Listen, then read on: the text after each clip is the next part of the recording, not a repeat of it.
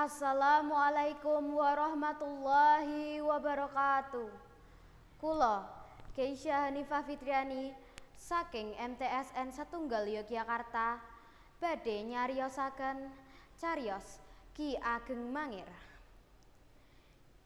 Ing jaman sakbibare Kasultanan Demak lan Kasultanan Pajang kapungkasan katon kerajaan kang ageng, yaiku Kerajaan Mataram. Panguwasa ing Kerajaan Mataram yaiku Panembahan Senopati.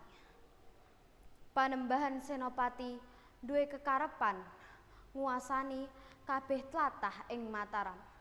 Nanging ana tlatah kang durung bisa dikuasani, yaiku tlatah Mangir. Tlatah Mangir kapimpin dening wong sekti mandraguna asmane Ki Ageng Mangir Wanabaya. Ki Ageng Mangir misuwur minangka wong kang gagah prakasa, ahli perang lan duweni pusaka ampuh, yaiku tombak Kyai Baru Klinting. Ki Ageng Mangir iki ora gelem tunduk marang panguwasane Mataram. Senajan sejatine dheweke isih katurunan saka cikal bakal Mataram uga. Mangir dianggep balela marang Panembahan Senopati. Raja Mataram Panembahan Senopati wis pirang-pirang cara ngupayake naklukake Mangir, nanging ora kasil. Ki Ageng Mangir kuwi sekti banget lan beteng ing Mangir kuwi angel ditembus. Mula Panembahan Senopati banjur nggunakake akal lan cara alus, yaiku kanthi cara apus krama. Dheweke mrintahake putrine kang ayu rupane yaiku Rara Pembayun kanggo nyamar dadi penari ledhek ayu banget ing tlatah wates Mangir.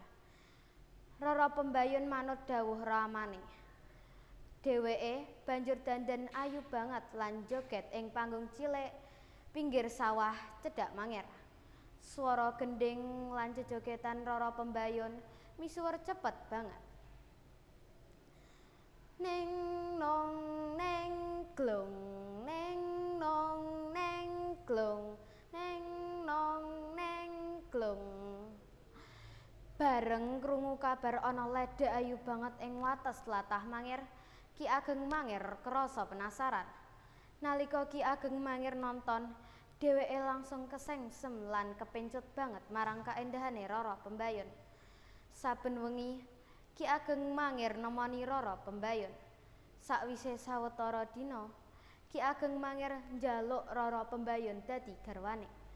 Rara Pembayun sarujuk lan pungkasane Ki Ageng Mangir lan Rara Pembayun palakrama. Sakwise pirang-pirang sasi omah-omah, Rara Pembayun ngandhut.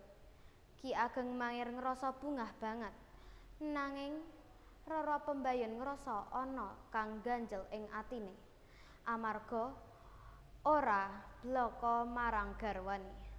Akhire Rara Pembayun cerita saktenane marang Ki Ageng Mangir.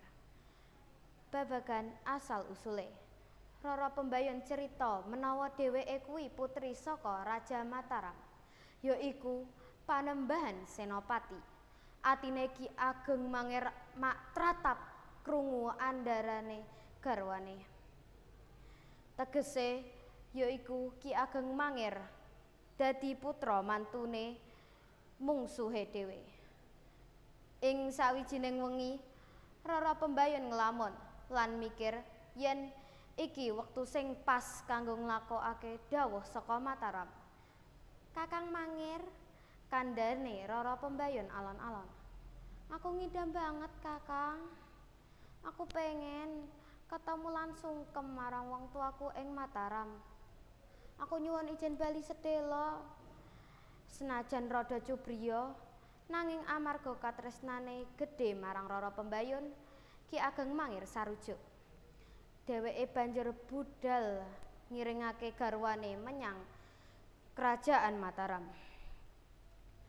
Tekan ing Kraton Mataram, sadurunge mlebu ing bangsal pisowanan, Ki Ageng Mangir dicegat ing bangsal Tarep kanggo nitipake pusakane yaiku tombak Kiai Baru Klinting. Amarga ora sopan menawa sowan marang Raja Mataram nggawa pusaka. Sakwise iku Rara Pembayun banjur nggawa Ki Ageng Mangir sowan ing ngarsane Panembahan Senopati. Duh Kanjeng Rama Prabu, kula Rara Pembayun lan menika Kakang Mangir garwa kula, atur Rara Pembayun kanthi alon. Ki Ageng Mangir ora sadar yen dheweke wis kejebak ing panggonan adep-adepan karo raja. Adate wong Jawa kudu sungkem. Nalika Ki Ageng Mangir arep sungkem, Panembahan Senopati wis nyepakake akal picik. Nalika Ki Ageng Mangir nundukake sirahe nganggo sungkem, Panembahan Senopati banjur mbentusake sirahe Ki Ageng Mangir ing watu gilang kanthi banter banget. Geng! Ki Ageng Mangir tiwas ing wektu iku uga. Watu gilang yaiku papan palereban Panembahan Senopati. Amarga kasektene Ki Ageng Mangir gumantung marang tombak Kiai Baru Klinting. Ki Ageng Mangir ora bisa nangkis. Pungkasane Rara Pembayun nangis sedih banget.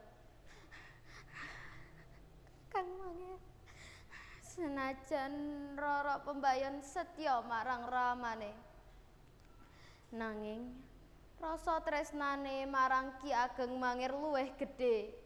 Panembahan Senopati banjur maringi pangapura marang putrine lan putra wayah Ki Ageng Mangir.